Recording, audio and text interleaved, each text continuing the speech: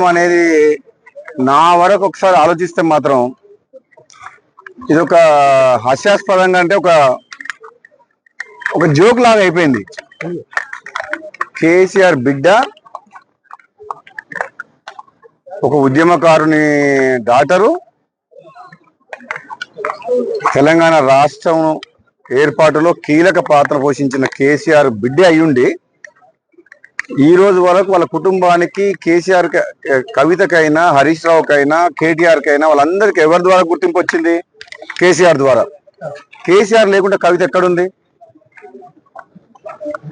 అది ఒక కుటుంబంలో ఆధిపత్య పోరు కాస్త బయటకు వచ్చి పార్టీ పెట్టింది. నిజంగా ఇది ఒక పెద్ద జోక్ కవిత పార్టీ అంటే. కవిత డెఫినెట్ గా మొట్టమొదటి సమావేశాలనే ఒక ఆడ కూతురు ఆడపిల్లకు తండ్రి అంటే ఎంత ప్రేమ ఉండాలి. ముఖ్యంగా తండ్రికి కూతురు అంటే అంతే ప్రేమ ఉంటుంది, కూతుర్లకు కూడా తండ్రి అంటే అంతే ప్రేమ ఉంటుంది. ఆయన ఒక ఉద్యమకారుడు. కేసీఆర్ తెలంగాణ రాష్ట్ర ఏర్పాటులో కృషి చేసిన వ్యక్తి.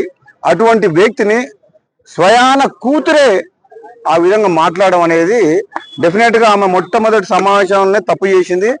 దాంతో తెలంగాణ ప్రజలందరూ కూడా ఆలోచించుకుంటారు ఏమని.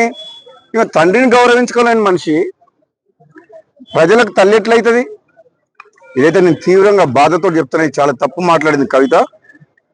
నీకు మీ అన్నతోడు కోపం ఉండొచ్చు, నీకు అధికారం కావాలనే ఆశ ఉండొచ్చు, అంతేగాని దానికోసం నువ్వు ఫైట్ చేస్తే తప్పులేదు. కానీ నువ్వు మీ సొంత కన్న తండ్రినే ఆ మాట అనడం, నీవేదో చేస్తా తెలంగాణలో అని అంటే నువ్వు ఎవరు నమ్ముతారు? నేను అసలు యాక్చువల్గా క్లారిటీగా ఇంతవరకు మాత్రం లిక్కర్ కుంభకోణంలో క్లీన్ చిట్ ఎక్కడొచ్చింది? మద్యం కుంభకోణం విషయంలో కోర్టు ఇంకా పెండింగ్లే ఉన్నది. దానికి మంచి ఆధారాలు కూడా ఉన్నాయి. ఇప్పటికిప్పుడే మొత్తం తెలంగాణ ఉద్ధరిస్తున్నాయి. తెలంగాణ సంగతి తర్వాత కానీ మేము చాలా మంది నువ్వు చూసుకునేటోళ్ళు. కానీ ఫస్ట్ నువ్వు ఆ కేసులకి వెళ్ళి ఎట్లా బయటపడుతావు అది చూసుకో ఫస్ట్. అది ఇంకా కేసు క్లోజ్ కాలేదు. నిజంగా ఈ రాజకీయ పార్టీ పెట్టడం అంటే అంతకుముందు గతంలో ఒకసారి కేసీఆర్ అన్నట్టు పార్టీ పెట్టడం అంటే పాండవ పెట్టినట్టు అయిపోయింది. దగ్గర పైసలు ఉన్నాయని చెప్పి కొంతమందిని తీసుకుపోయి ఒక ఫంక్షన్ హాల్ తీసుకొని నీకు సోషల్ మీడియాలో చేసుకొని పార్టీ డిక్లేర్ చేసి పడేసింది. అది కూడా పోయిపోయి తెలంగాణ రాష్ట్ర సేన టీఆర్ఎస్ అంట. ఎంత తెలివిగా ఆ పేరును వాడుకొని ఏదో కొన్ని సీట్లు మాట్లాడుకొని మళ్ళీ రేపు పొద్దున గెలిచి రాజకీయ లబ్ధి కోసం ప్రయత్నం చేసిన తప్పితే కవిత వల్ల ఏమి ఊరు లేవదు, ఏమంటారు ఇంకా ఊరు లేవదు, పీరు కాలేదు. నాకు తెలిసినంత వరకు అయితే ఆమె స్వయంగా కూడా గెలవదు. ఆమె పార్టీ సంగతి వదిలిపెట్టు, సొంతంగా ఆమె పోటీ చేసిన నియోజకవర్గంలో కూడా డిపాజిట్ కూడా రాదు కవితకు. ఎందుకంటే ఆ మర్యాద పోగొట్టుకుంది. ఫస్ట్ మీటింగ్ లో తండ్రిని కేసీఆర్ లాంటి వ్యక్తిని తిట్టి ఆమె ఉన్న మర్యాద పోగొట్టుకుంది. ఒకరిద్దరు మంత్రివర్గాలకి చూద్దాం అది రాష్ట్ర కాంగ్రెస్ పార్టీ అధిష్టానం ఏ నిర్ణయం తీసుకుంటుందో.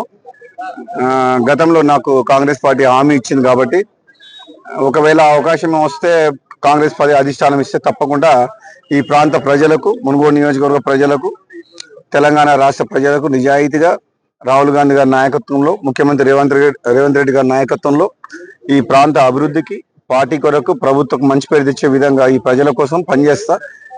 నాకు కూడా నమ్మకం ఉంది. తప్పకుండా కాంగ్రెస్ పార్టీ అధిష్టానం ఇచ్చిన మాట నిలుపుకుంటుందని నాకు పూర్తి విశ్వాసం ఉంది. ఈ 5 రాష్ట్రాల ఎన్నికలు అయిపోయిన తర్వాత నాకు కూడా అనిపిస్తుంది తప్పకుండా మంత్రివర్గ విస్తరణ జరిగితే అధిష్టానం నా విషయంలో తప్పకుండా సీరియస్ గా ఆలోచించి నిర్ణయం తీసుకుంటుందని చెప్పి అనుకుంటున్నాం. డెఫినెట్ గా ప్రపంచంలో ఎక్కడ యుద్ధమైనా సరే మనం ప్రపంచ దేశాల మీద ఎటువంటి ముడి సరుకుల మీద ఆధారపడ్డప్పుడు ఆ యుద్ధ ప్రభావం అనేది భారతదేశం మీద ఉంటది. కాబట్టి డెఫినెట్ గా మనకు ఇప్పుడు డీజిల్ కొరత, పెట్రోల్ కొరత ఉన్నది. అది టెంపరీ సమస్యనే. కాబట్టి రాబోయే రోజుల్లో యుద్ధం ముగిసిన తర్వాత మనం ఆటోమేటిక్ గా నార్మల్ అయిపోతుంది. కాబట్టి దాన్ని రాజకీయం చేయాల్సిన అవసరం లేదు. కేంద్రంలో బీజేపీ పార్టీ ఉంది, రాష్ట్రంలో కాంగ్రెస్ పార్టీ ఉంది. కాబట్టి ఒక ప్రత్యేకమైన పరిస్థితి, యుద్ధ వాతావరణం వచ్చినప్పుడు మనం అర్థం చేసుకొని ప్రజలందరూ కూడా సహకరించాలి తప్పితే దాన్ని కూడా రాజకీయం చేయడం కరెక్ట్ కాదు అని చెప్పి నేను అంటున్నాను. Thank you.